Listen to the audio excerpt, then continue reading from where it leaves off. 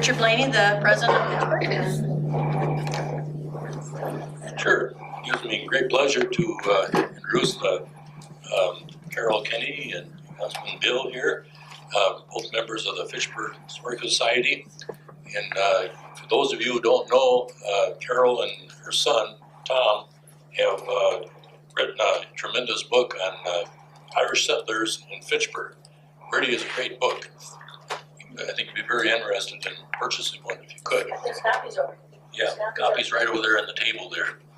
And so Fitchburg actually has had a rich Irish history here, and they're going to tell you about it right here. So this time I'd like to introduce Carol Kinney.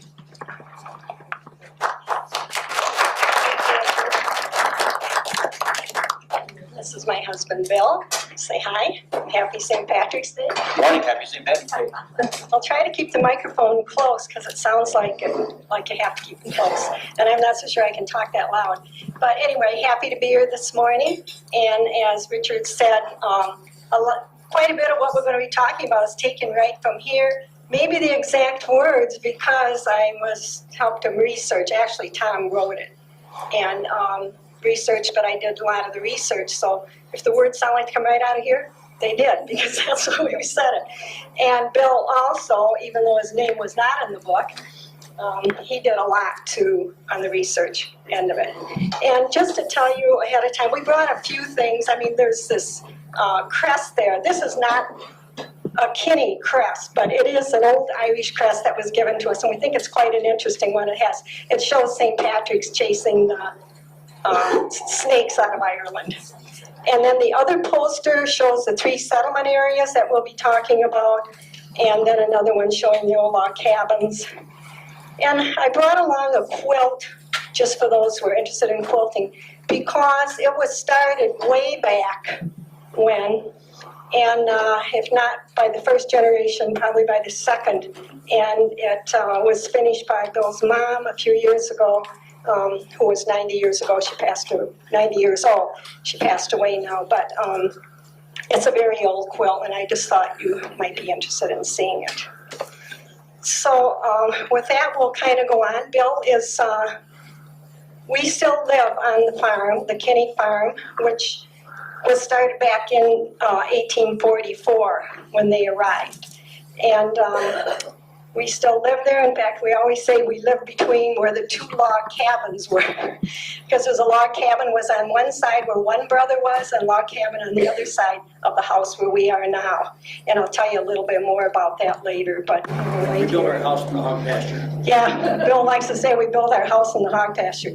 And in truth, I guess it was. It was a little bit before my time. But I'm going to be mentioning some various Irish names through this. And if some of you are here and I'm not mentioning your name, it's not that I'm meaning to forget it, it's that we're limited in time.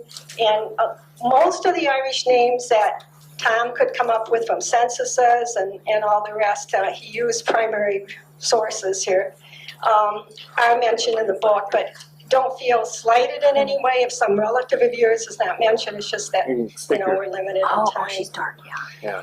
So we need light. Okay, we'll start right out here with talking about how the Irish, why they came or whatever.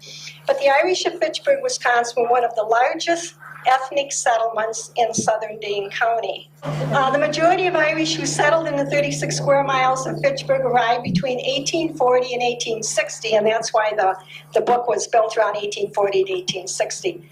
Many of them were victims of the potato famine in Ireland, which occurred between 1845 and 1855. Some will say between 1845 and 1850, but we're not going to go into all that. But anyway, approximately 1845 to 1855. 5 homesteads of the same heritage was often called a settlement. So that's where this settlement idea came in. An area such as Fitchburg with 76 families by 1860 would really be considered a significant settlement. And very quickly after they arrived, they were starting churches and organizing schools and being very active in the local government. Fitchburg had 2 previous names, and I kind of just like to go into that. One of them was called Rome, I know some of you will be familiar with that. And the other was Greenfield. In 1846, it was a three-township area which included the present-day Fitchburg, Dunn, and Oregon. And it was named the town of Rome. Do you remember hearing about that, some of you? Yeah. And in 1847, which was just a year later, one of the townships broke away from Rome, and it was called Greenfield.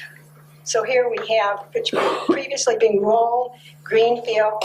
And then in 1853, because of some postal confusion with Greenfield in Milwaukee County, the name was changed to Fitchburg. And we can't go into all why it was called Fitchburg, but if you'd like to read in the book, because there was a reason why it was called Fitchburg. The rural settlement area, and we're going to talk about why they came in this area. Rural settlement area in Fitchburg formed in the 1840s near the northern end. You want to show the map then? The northern end of the convergence of two of the most important roads in south central Wisconsin. Can you all see around me, or am I? Okay. The Madison to Janesville Mail Road. Okay. And a Milwaukee to Mineral Point Road, which was associated with lead trade. And the merging of these roads began south of the intersection of Fish Hatchery and Adams roads, and extended south to Swan Pond, and then went through Oregon Township and into Rutland. In Oregon, a road branched off and went to Beloit. In Rutland, the old Janesville Lead Teamsters Road divided, with one road going to Janesville and the Teamsters Road going east to Milwaukee. The travel, of course, on these territorial roads was essential to the Irish because, well, the railroad did not reach Madison until 1854. So farmers were hauling their wheat cash crop on a 10-day journey, generally by oxen and wagon, to Milwaukee. And then, of course, they needed the roads just to get to Madison to take their produce, which was often potatoes. And also, most of the Irish Catholic families made the trip to Madison each Sunday to St. Raphael's Church, when St. Raphael's had a small wooden church that was built about 1850, I believe. So the Irish, though, they shared their homeland with people of other cultural backgrounds, of course. There were German immigrants and also Winnebago Indians. Of course, Fitchburg was becoming a real anchor point for Irish homesteaders. Today, Fitchburg is a city, as you know, but it's still a home to a large rural Irish community.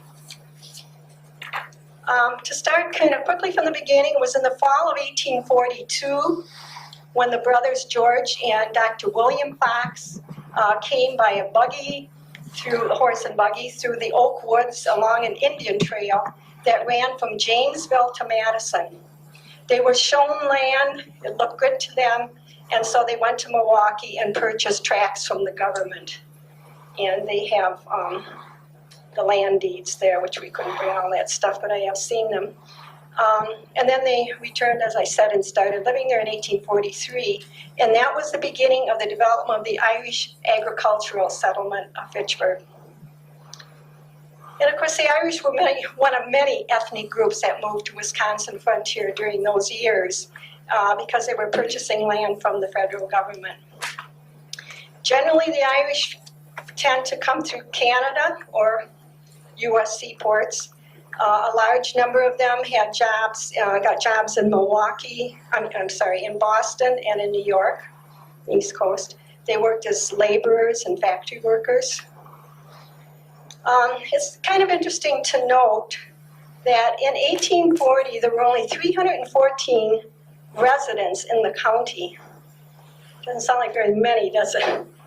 But by 1860, there were 43,922. So it's just giving you an overall picture of what was happening around. 11% of the heads of the households in Dane County were natives of Ireland. And the population of the town of Fitchburg in 1860 was 1,177. Approximately 1/3 of this number the heads of the household were born in Ireland. So as we said, the Irish joined in their journey to Wisconsin. They were joined by people of various backgrounds, including German, Swiss, and Norwegian. Even though they were fewer in number, the Irish began to increase more and more, of course, during the potato famine in Ireland. And as we said, 1845 to 1855. Most Irish from the East Coast came by way of steamboat. You probably heard that before, through the Great Lakes to Milwaukee, and then by oxen and wagon to wherever their destination. Some of them came overland by schooners, prairie schooners, probably from like Pennsylvania, Ohio, Indiana, Illinois, to reach what was then Wisconsin Territory, since Wisconsin became a state in 1848. So basically the Irish came in two waves in Dane County. The 1840s was the agricultural settlement, and the 1850s was in connection with the railroad construction. Fitchburg was one of Dane County's first agricultural settlements, and it kind of typified a common pattern of the pre-famine Irish coming, and then the famine-era Irish coming and settling around the pre-famine Irish. 8 pre-famine Irish families formed a core in Fitchburg between 1843 and 1845. So there were 8 of them. And nearly 70 other families joined them in the years that followed. And as I mentioned, they held township offices quite quickly. In fact, we have records of, I believe, 1847, where they were active in town government. They became treasurers and so forth of the town. There's many good stories that are passed on how they did mix in with other people of other ethnic origins. And that actually, I think for those of us living in these rural Irish communities yet, around Irish Lane and in that section, many of those things are still passed down, probably being lost. I'm just throwing this in on the side, with our generation and our children's generation. And now we have 2 grandchildren's generation, another generation. But I think a lot of it's being lost. They said how they used to celebrate with one another the 4th of July and some of the other holidays that were important to the different ethnic groups. And I don't know that we're doing all that now. Maybe we are, I don't know. I don't see that all being done. But that was very important back then. And Bill, living right on the farm there, and his dad could tell us about what his grandfather told him, and his dad just died not too long ago. And so we really got in on some of the original stories and, you know, the social life that they used to talk about. He'd say, my grandpa would say, you know, we had, right nearby there were dances, and he would name the houses where there were dances up on the 2nd floor. And so those things were passed down for several generations. And I don't know how much of that is getting lost, but whatever. Okay, we're going to go back a little bit to the map here. Because transportation was so important, there were 4 major routes. We talked about 2. The lead Teamsters route traveling between Mineral Point and Milwaukee. That was 1, just to be pointed out, Bill, please. The road for mail carriers, the old Janesville Road, Fish Hatchery, connecting Madison to Janesville. And then there was a Madison to Monroe Stage Road, and that's Seminole Highway and Fitchburg Road. And then, of course, there was County MM. Along them, Yankees built taverns and villages in the early 1840s. Now, Yankees have different connotations, but here, and generally they're meant by historians, that Yankees were those who were born in the U.S. and lived in England, New York, and Pennsylvania. So that's what we're going to call Yankees here. The old Janesville Road and the trail often used by lead teamsters developed into 2 of the most important roads. They converged around Oak Hall, which is now a defunct village site. But back then, it was a very prominent trading post for the surrounding townships.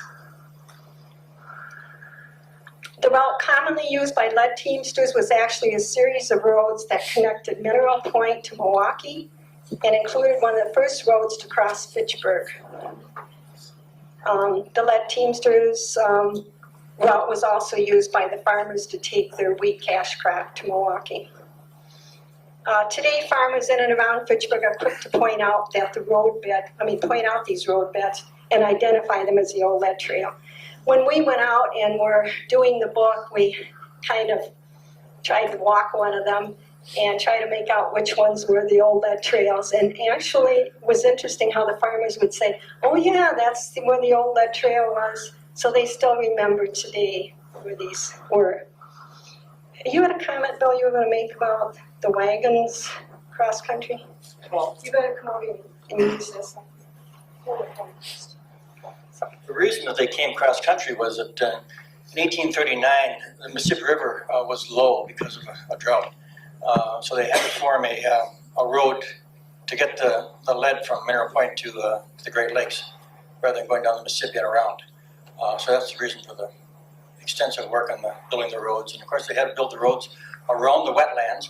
That's why they're not straight, because it was difficult. We have a slide later to show you how they did go through the wetlands if they had to. And that kind of goes right into the lead teamsters using corduroy roads. You heard of corduroy roads before? Did I miss one here, Bill?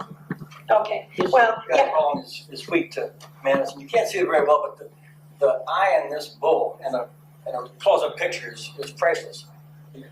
it really fascinates me. Yeah, yeah, because he looks like he's looking right at you. But that may be how they would have looked. This is a historical society picture, but maybe how they looked when they went into Madison.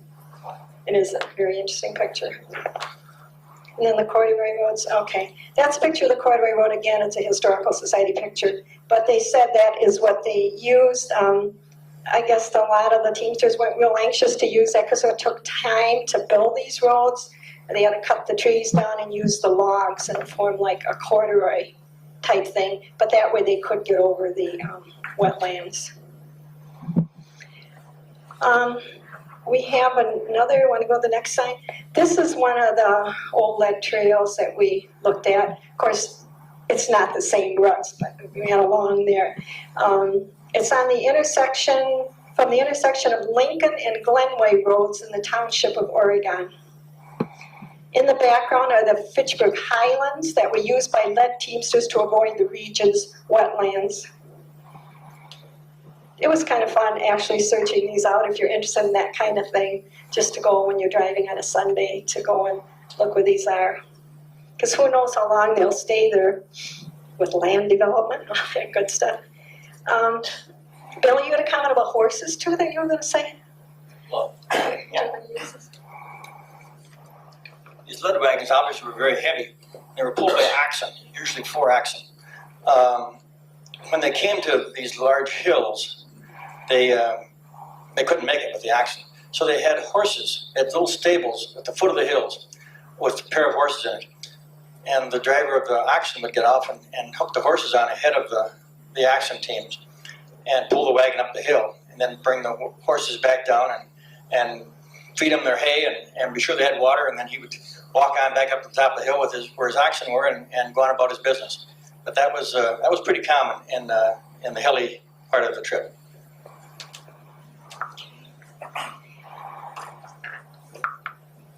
In 1833, Fish Hatchery Road was sketched on a map as an Indian trail by a land surveyor, Lauren Miller. And for some of you who've done research, probably heard that name. The road surveyors used this Indian trail in laying out the road from from Madison to Janesville. This was after the legislature authorized its creation in 1838. Travelers from Madison would then go, did you want to show the map again, Bill? Travelers from Madison would then go south on Seminole Highway to the main lead trail, after which they would turn to reconnect with the old Fish Hatchery Road Indian Trail and continue to Janesville or Beloit and on to Chicago. Okay. Shortly after the Irish arrived, Lauren Miller, who surveyed the land in 1833, described the land as very gently rolling. We have a copy of the survey. Bill's going to read just like 2 paragraphs of what he says about Fitchburg.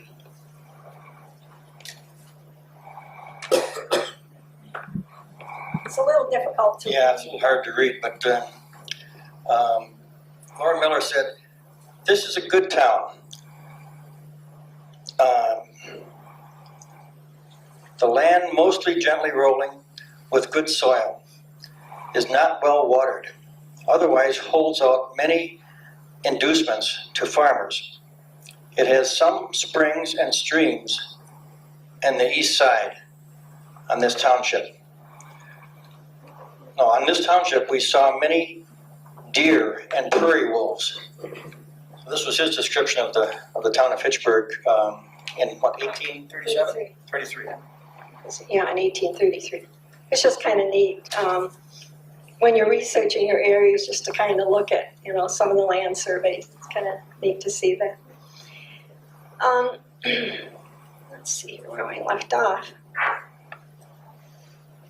We talked about that. By 1860, the Irish composed about 1/3 of Fitchburg. They had built 3 large agricultural settlements and then a smaller Irish homestead clusters in Dunn and Oregon townships. And the majority of the Fitchburg Irish pioneers from 1840 to 1860 staked claims in the southeast quadrant of Fitchburg in 2 adjacent settlement areas. One such was the Fox settlement, named for the Fox brothers who homesteaded in 1843. And then the Irish Lane settlement began in 1844 with the arrival of the Kinneys and occupied parts of central and southeastern Fitchburg. And then a third, somewhat smaller group settled on and around Stoner Prairie in western Fitchburg starting in 1848. The Fox and Irish Lane settlement areas were founded by Irish who immigrated, as we said, before the famine in Ireland, which began in 1845. And the 1846 census shows that Foxes, Keenans, and McGlynn's at the Fox settlement near today's County M. And then it just shows Kinneys and Hamiltons at the Irish Lane settlement. Most of these families had lived in Canada and northeastern United States, some since 1831. Okay, and as far as the kind of land, we'll just say a little bit briefly about this. The pre-famine Irish followed the common pattern of land acquisition, buying woodland near prairies. The Fox settlement was located near Oregon Prairie in the southeast corner of Fitchburg, and the Irish Lane was just south of Cyane Prairie. The famine-era Irish, the late 1840s and early 1850s, settled on farms adjacent to the pre-famine Irish. And by 1848, when most of the famine-era Irish had begun arriving in Fitchburg, much of the preferred woodland had already been claimed. So these famine-era Irish often bought parcels on Stoner Prairie, and other families bought parcels on hilly and rocky moraines. We're just going to say maybe a little bit about the Milton Moraine. Some people are interested in moraines. I wasn't until I started researching things, and it became a fascinating thing. The Milton Moraine runs diagonally from the southeast to the northwest corners of Fitchburg, bisecting the southeast quadrant. Most of the Fox settlement was to the southwest of the moraine. The Irish Lane settlement was located to the northeast and spread onto the moraine with the coming of the famine-era Irish. And then in the western Fitchburg, a number of Stoner Prairie families likewise owned acreage on the Milton Moraine. Just a comment on that before we go on. In the Irish Lane settlement, there was the Hawkins clan. And they built 2 houses in 1852 at the intersection of Kane and Wayland roads. And it was kind of a semi-earth houses that were built into the side of a hill.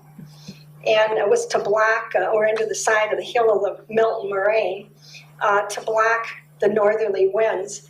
And it's just not too far from us. Of course, we love to take people up there and show them that when we have company. It's interesting, you can still kind of see currently it's on where Kneckley's live, Dr. Kneckley. It's actually in his yard. You can kind of see where there's rocks and anything else you'd add to that, Bill? I don't know, you can kind of tell that that's where the Earth home was. So anyway, it's just kind of an interesting thing, and I think Dr. Kneckley said he was going to leave it, he wasn't going to change anything there. That was in 1852, and by 1855, this family, the Hawkins clan, actually founded the Irish Hawkins settlement in Pleasant Valley in Martell Township. It was called the Thicket. We happened to be very interested in them because there were Kinneys who moved up north too in that area, and they intermarried with the Hawkins clan. So, well, there was one other family here I don't want to forget. Family and Irish also bought Adams Road property south of Stoner Prairie on the Johnstown moraine of the glacier in Wisconsin at Johnstown Creek in Rock County. Okay. A little bit about the log cabins. Most of you have heard descriptions. The log cabin on the Kinney property was there yet in Bill's dad's generation, and his aunt. And since they just died not too long ago, they could tell us quite a bit about what the log cabin looked like. And later on, it was used what for, Bill? A chicken house or something? Laid eggs. Chickens laid eggs in there anyhow. Yeah, chickens. Anyway, it was good size. But the typical log cabins were smaller, about 16 to 20 feet, with a large fireplace at one end of the room. And they used to tell us about log cabins that they knew. The children slept in an upstairs loft, and the parents slept downstairs. This was in quite a contrast to the stone cottages they may have lived in Ireland. The furniture was often handmade, at least in the beginning, you know. It was handmade, and we have an old hickory rocker. We would love to have brought it to show it to you. It's in very good shape. That goes way back then, very nicely done in a strong rocker, and hopefully we'll have it for a long time. There was very little cash available, so they weren't out buying things because there wasn't any place close by to buy it. Most land purchases were of tracts about 40 or 80 acres in size. And then by 1860, the average farm that both Yankee and the Irish was about 120 acres. As we mentioned, wheat was the leading crop raised on farms from 1840 to the early 1870s. Usually it was quick profits. The farmers hauled their wheat to market by ox team, as we said, in wagon, using the old lead trail to Milwaukee. It was also used, of course, for making bread, so grist mills eventually sprang up. And there was one east of Lakeview, for those in that area, in the 1850s, and also one near the intersection of Wayland and Fitchburg Road in the 1860s. The leading vegetables grown by both Yankee and Irish were potato, which of course was easy to store, and they had, starch and fiber from that. They were pretty well set. I mean, they had their family cow for the milk, eventually maybe used for meat, milk and butter. Pigs were very common, more available than beef. We used to hear the stories of how they had fruit from the woods, they had nuts, and from the forest they had deer and rabbits, and of course they had the lakes and streams for fish and waterfowl. They went from oxen to horses in about 1860s. People often ask that question, when did they switch over? Over half of the Fitchburg farms have a team of oxen in 1850. And by 1860, 2/3 of the homesteads use horses, although a number of the famine-era Irish were still using oxen. And then there were almost no oxen in Fitchburg by 1870. As far as work, day laborers were common. The young people worked on farms, and in hopes that they would eventually have their own. Young women were housekeepers often from other families. By 1870s, many farmers gave up planting wheat because the soil had become exhausted and the wheat prices were falling. Insects and diseases were devastating the crops. So the farmers increased their numbers of pigs and chickens, and stock gradually became popular, sheep and cattle. And then by 1880, the first dairy herds were forming in Fitchburg and also in many other places in southern Wisconsin. The township government was organized in 1847. Like I say, we're fortunate enough to have some records regarding that.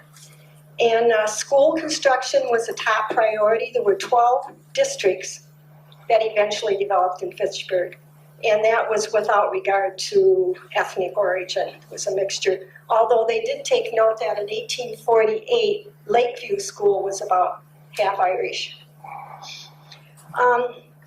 Just as a note of these school buildings, 6 of them are still standing in Fitchburg. 3 of them are homes. 1 of them was relocated from on Fish Hatchery to Wayland Road and is open to school groups and that. Gorman's, we did that, and school groups can visit, and other people too. So that's what's still remaining there. The Yankees, of course, were quicker to build homes than the Irish because they had lived in the East and had money at that point. Let's see. Some of the Irish joined the Yankees in 1860s and 1870s in building a style of wood frame house called upright and wing. Probably heard of that before. Many of these homes can still be found in Fitchburg. Bill's folks actually had one, well, not his folks, but grandparents would have been, upright and wing. And some of them later on had a Queen Anne ornamentation in the 1880s and 1890s, and they had Queen Anne ornamentation. By 1860, the Irish had built the 3 resilient settlement areas that we mentioned, the Fox settlement, the Kinney settlement, or the Irish Lane settlement, and the Stony Prairie settlement. The first of the 3 core Irish settlements was the Fox and Keenan families that arrived in June of 1843. Centered around the Fox farms on County M, south of the Hilly Moraine. Irish families that set up farms nearby included the Keenans, who lived on the southern end, and other Irish homesteaders who lived on County MM in Fitchburg. The McGlenns and the McWilliams were 2 of the first families to join Foxes and Keenans. Stores and hotels were not built because since there were stagecoach routes only a couple of miles away, there's Oak Hall to the west, Lakeview to the northeast, and Oregon to the southeast. The founders of the Fox were well-to-do families in Ireland. They arrived by covered wagon into the Fox settlement. The adults often had professions besides farming. There was Dr. William Fox, who was the first physician in the region south of Madison. And the son of Dr. William Fox said how his father treated not only, and that would have been a grandfather, I think, of Anna Fox, who was still living, if I have the generations right. She's a little over 100. We just celebrated her birthday. Talked about how he treated not only the settlers, but also Indians, and how they would gather in the yard. And they usually had what they called fever. And they called Dr. Fox the medicine man. And in exchange for him taking care of them, he would give them deer skins and so forth. Dr. Fox was quite active in not only in Fitchburg government in 1847, but he was also active in the Wisconsin State Constitutional Convention. How much time we have here? Maybe I'll cut some of this short. The second of the 3 core Irish families were Kinneys in 1844, and by 1850, nearly half of the Irish in Fitchburg lived in this community. Some of them by name: Burns, Gormans, Kinneys, Lynches, McGaws, Monks, Sweeneys. And of course, that settlement area began to expand with the famine era Irish that came. Similar to the Fox settlement, they didn't have a commercial center because of the stagecoach stops that were at Lakeview and Dogtown. And the children were kind of integrated into a couple of schools, a science school and Fitchburg Center. Both of those are homes today, the old science school and Fitchburg Center. Well, it's not the original Fitchburg Center, it's the second one that's on there. Bill's dad went to the original Fitchburg Center, and Bill went to the Fitchburg Center, the house that's there now. I'm just Richard Blaine went to the science school. Oh yes, and Richard Blaney went to the science school. The first homesteaders on Irish Lane were Andrew Kinney and his brother Michael and their families. They had immigrated from Newcastle Townland near Swinford, County Mayo. They immigrated in 1831. They came through Canada and lived there for a while, married, and eventually came to Fitchburg in 1844, and we have the deed for their land. They gradually purchased land until they had about 200 acres in 1849. They put up 2 log cabins, and that's when I was telling you in the beginning how we lived between where the 2 log cabins were. And we have fun today doing what we call archaeological digs. We have 2 little granddaughters, and we take them out, and we've been doing this for several years. And if you go digging where the log cabins were, we've come across, we have pottery, we have glass, we have the square nails, we have a lot of stuff. And our son, Edward, who just built a house also on the farm, not too far from us there, he took a foundation stone from each log cabin and put them in his fireplace, one in the fireplace upstairs and one in the fireplace downstairs. So it's kind of neat to know that the log cabins are represented yet in the Kinney household. And he likes history too, so it's important to him. Some of the pioneers that joined the Kinneys were Hamiltons, Matthews, Goreys, Gormans, Cullens, and Sweeneys. And 2 Ulster families that came from Northern Ireland were Lynches and McGaws. And then there was the Monks family that arrived in 1855, and they expanded their acreage from about 160 to 480 acres. And there's stories to tell. Kay Hardy, who lives not too far from us on the Monks. Well, is that really the Monks farm? Not really. Across the road. Anyway, it's on Irish Lane, across the road from the farm. It would be her grandmother that she talked about riding horseback, and she herd the cattle and go over to the Fox settlement by Lake Barney so that they could get water. And Kay Hardy today loves to tell that story. I think some people around here know her. That was Julia Monksby. And Julia actually lived for a short time in a large Irish settlement in the town of Westport before coming to Fitchburg.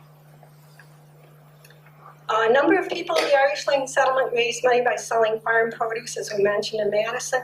And Kinney's nephew, Timothy, made money in the gold, California gold in 1849, the gold rush.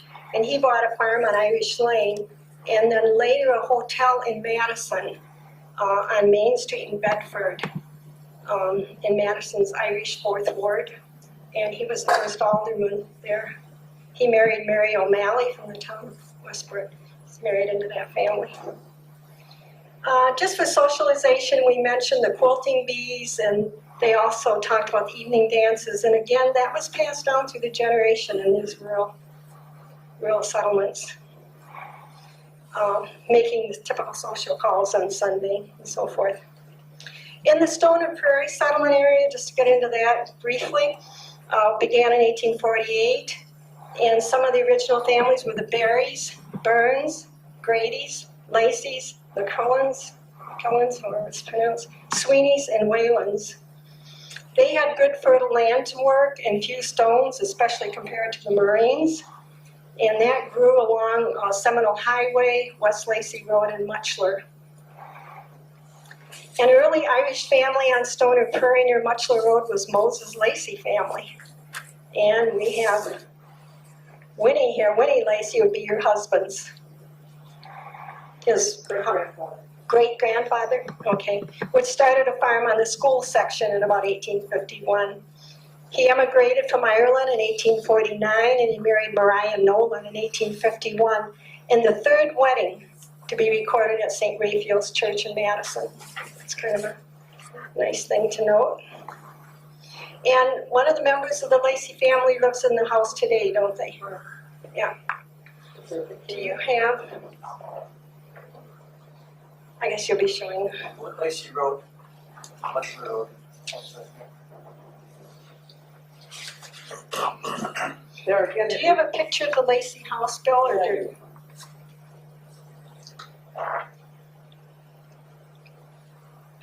You sure you want to sit down? Well, that's fine.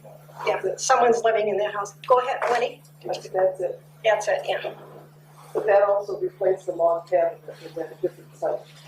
It replaced the log cabin that was built in 1851, right? Yeah. Yeah, 1851. Did we show the other houses, Bill? We must have missed them somewhere along the line. Okay, that's the current Fox house. Did you want to show the log cabin? This is a log cabin that they had built in 1843. It's really an oil painting, I believe. That's why it's not real clear. Okay, and then if you want to show the current one. And as we said, that of course has been sold this past year. When Anna Fox, who, was she 103? 103rd birthday, yeah. And she's now in an apartment. And so the house was sold to a Dr. David Bloom. Okay. And we saw the Lake Barney. This is the lake. This is the lake that people cut ice on and took to their ice houses. Put in amongst the sawdust to keep the ice in a solid form for the summer for the ice houses. Okay.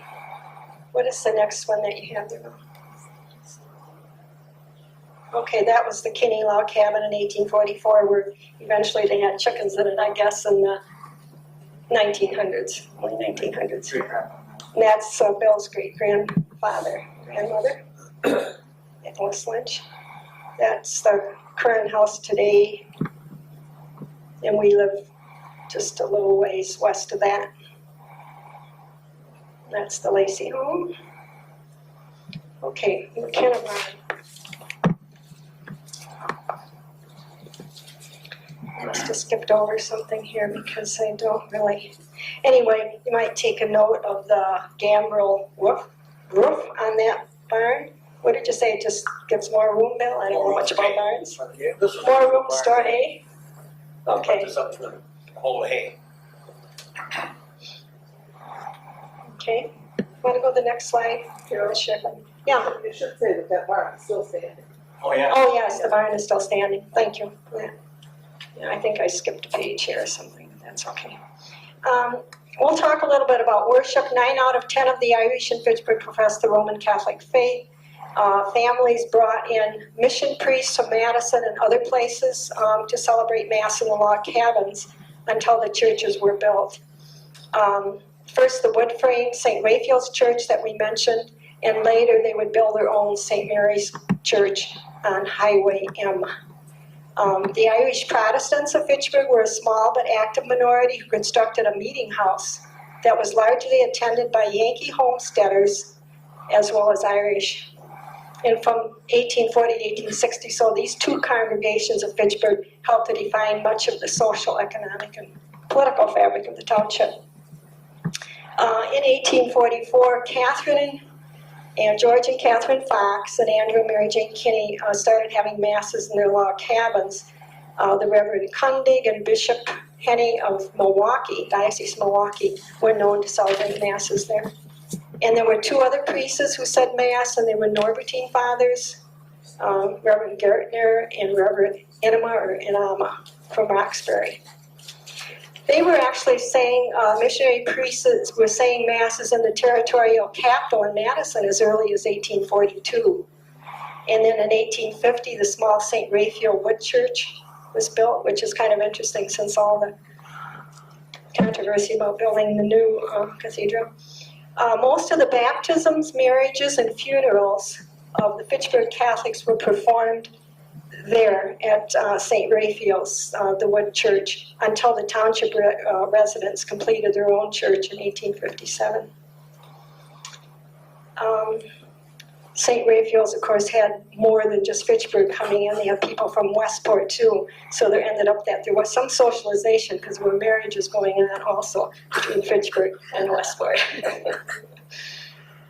Fitchburg completed its own church in 1857.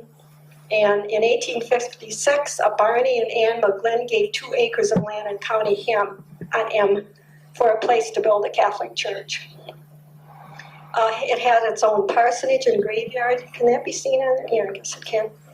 And it's located west of the gate post of the present Oak Hill Correctional Institute. If you face it, it's right to the left. And the first pastor was a Reverend McMahon, and parishioners came from the towns of Fitchburg, Dunn, Rutland, and Oregon. And that went on to about 1886. And then a newer, larger church was built in Oregon, Holy Mother Consolation. And then this old church was dismantled, and the lumber was used to build the Edward and Ellen Byrne house, farmhouse, which is currently on Wayland Road. Now, Yes. it is no longer. Oh, it's not. Oh, that's right. They had a disastrous fuel oil leak, and they had to take the house down just after they had completed renovating it. Just after they had renovated it, they had a fuel oil leak. I forgot about that. So the house was Took it down. down. Well, They did save some of the things that had been used. okay. They kept some of the things that had been used to build it. Okay. The deceased members, we're almost to the end here. I hope I'm not wearing you out. The deceased members of the Fitchburg community were buried in a number of places. First on family farms, like they were in many places. But the bodies were eventually moved to consecrated cemeteries when the latter were established. The first known Roman Catholic graveyard in the Madison area was founded in 1852. We have to mention that because that's where some of them were buried. And that was called the Greenbush Cemetery on Brook Street. And then when St. Mary's Hospital was built on the Greenbush Cemetery in the early 1900s, the bodies were moved to Resurrection Cemetery on Regent Street. So from 1857 to 1898, most of these Irish were buried at the old St. Mary's Cemetery in County M. In 1898, when they built the other church there, 4 acres of land adjacent to the Prairie Mound Cemetery in Oregon on County MN, it was purchased from Samuel and Helen Brothwell. And some of the bodies from the old St. Mary Cemetery on County M that we said was next to the Oak Hill Correctional were moved to Oregon, and some of them, or Madison, but others still remain in that consecrated ground. Most of the crumbling gravestones were removed in 1970. And we could go into a whole thing, Winnie and I, but we won't right now, of having that ground re-blessed and so forth, because people felt that there are still relatives there, and it wasn't being taken care of, but now it is, thanks to people at the Oak Hill Correctional Institute who agreed to keep things up. And Fitchburg Historical Society put a big marker there and put the beginning of the church and, you know, the dates and everything. So if you ever go by there, you may want to, you can pull in any time and take a look at the big marker that we have. And it's so nice that Oak Hill is keeping it up and taking care of it. Of course, they might not let you out. Well, don't drive too far in. We don't go that far in. Okay, the Protestant community also conducted church services and established graveyards in the area. The Methodists attended services led by William Main Fox, who was an itinerant preacher who lived on the Fox settlement. And then his son Matthew Fox was a Presbyterian minister, so they were really ecumenical here, gathered his flock of mostly non-Irish Presbyterians for services in homes and in a log house, schoolhouse. And then in 1855, the Irishman Hugh Cathcart gave a parcel of land at the intersection of Irish Lane and Irish Lane and County MM to the Presbyterians, and a meeting house was located on that site and was well attended by Fitchburg and Dunn Township families. Later on, that church was moved, and we can't go into that whole history. If someone's interested, they could read it in the book, but the church was moved. Well, I guess one for men and one for women. That's the way it used to be. So I did ask the group at our Swan Creek Sewing Circle that I still belong to, that started back in 1915, I guess. And, oh yes, they said that's the way it was, so I believe it. In the pioneer days, most Irish Protestants buried their dead in what is now Prairie Mound Cemetery in Oregon.